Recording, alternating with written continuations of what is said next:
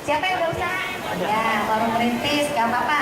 Siapa yang udah besar itu, hitungnya dari mana sih? Kalau kata Kementerian UKM, usaha udah besar itu 15 sampai 50 M. Usaha menengah itu kalau usaha besar 300 M katanya. Banyak banget ya, amin dulu ya, biar ada cita-cita ya. Punya cita-cita bayar apa gratis? Gratis, jadi nggak usah malu punya cita-cita ya. Nah sekarang saya mau kenalan dulu ya. Ya, saya ibu rumah tangga, punya 2 anak perempuan, suami 1 aja ya. Ya, kebetulan saya itu memang punya pengalaman kerja di multinational company lebih dari 20 tahun. Jadi dalam waktu 11 tahun saya sambil bekerja, saya mulai bisnis saya. Jadi bisnis saya itu udah 11 tahun sekarang. Jadi saya baru full di bisnis saya 6 bulan yang lalu. Jadi saya mulai benar-benar dari nol. Nah, kenapa saya pengen usaha sendiri? Saya 15 tahun di top management. Kalau di perusahaan itu ada level pelaksana, ada level staff, ada level manajerial junior. Saya tuh di level top management, akhirnya di level direktur ya, dan senior manager gitu kan. Nah, itu 15 tahun terakhir saya seperti itu. Jadi saya ingin share kepada banyak orang bagaimana sih perusahaan-perusahaan besar kayak Nestle. Saya pernah di Nestle, di Tupperware, kemudian di American Standard, di Mayora, itu kok bisa jadi besar. Ibu pernah dengar nama Nestle nggak? Pernah ya? Produknya pernah ada yang pakai ya? Jadi saya iklan ya. Dulu saya waktu di Nestle zaman dulu banget, lagi saya junior, waktu masih jadi brand manager. Maggi, pernah dengar Maggi ya, bumbu masak ya? Itu lagi zaman dulu banget, tahun 97 ya. Terus itu Nestle itu ternyata perusahaannya udah 150 tahun, lama banget ya. Perusahaan terbesar makanan di dunia. Tahun 2000 dari Nestle bikin perusahaan. Saya pikir saya harus cepat mulai, kan? Bentar ya. Nah, kemudian jadi saya bikin PT Macfood Inovasi Pangan itu tahun 2001, dimulai dengan 1 karyawan. Kemudian saya ada PT kedua, saya bikin PT Macfood Amazi Internasional, itu yang bergerak di bidang franchise. Sekarang ada 125 outlets Indonesia. Sebetulnya Amazinya tahun 2007 ya, cuma perusahaannya 2003.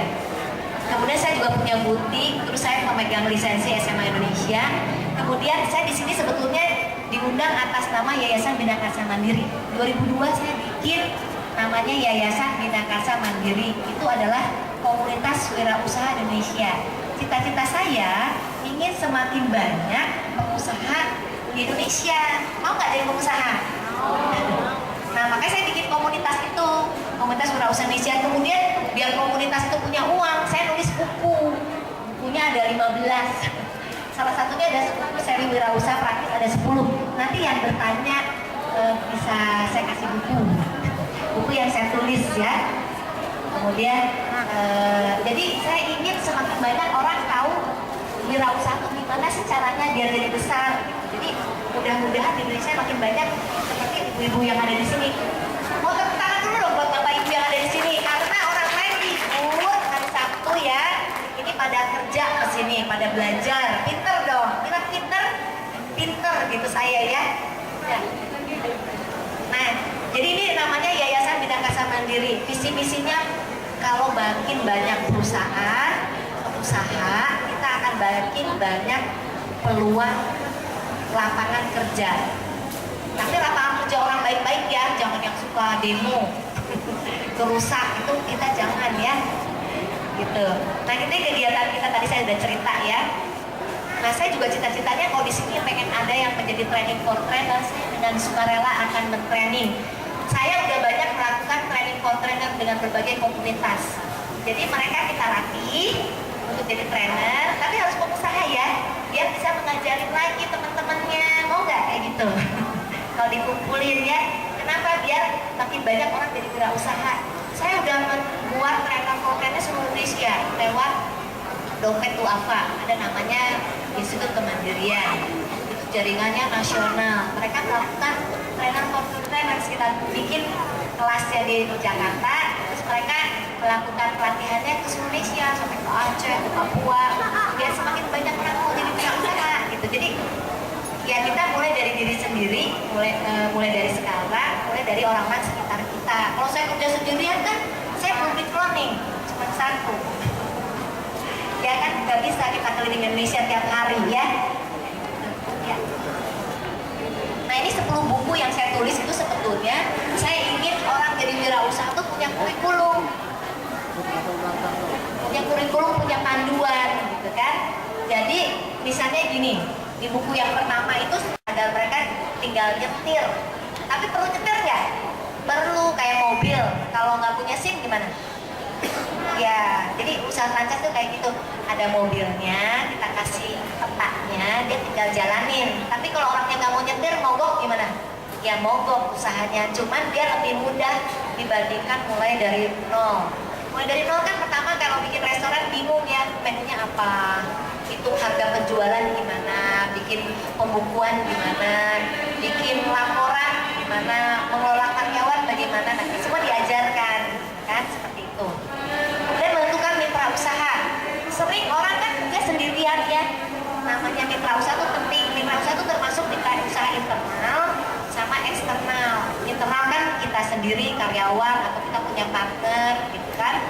Kalau eksternal tuh itu adalah seperti pemasok, supplier, pelanggan, itu adalah, atau kita perlu promosi. Nanti saya bisa cerita ya kenapa usaha saya bisa sampai nasional, atau kita diskusi aja. Hal ini saya nggak punya apa-apa. Saya paling sering ditanya, saya mau usaha nggak punya modal. Ya gitu, sering nggak dengar? Ya sering banget ya. Sering orang itu melihat modal itu adalah uang. Dia lupa modal yang utama itu siapa? Diri kita sendiri, kemampuan kita. Itulah modal kita. Jadi kita yang harus pintar, bukan uangnya. Uang itu hanya alat. Sama seperti kita pakai, tadi ada yang kesini katanya nyetir mobil, ibu ya pintar ya, ibu bisa nyetir mobil. Nah gitu, uang itu alat. Uang itu karena uang itu alat, seperti mobil, seperti komputer, seperti kalkulator. Kalau orang yang nggak bisa nyetir gimana? Nabrak, uangnya hilang, ya, uangnya hilang. Yang disebut apa? Bangkrut, gitu, ya. Nah itu justru kalau pengusaha nggak ada uang jadi uang, ya. Karena pengusaha itu pencipta peluang.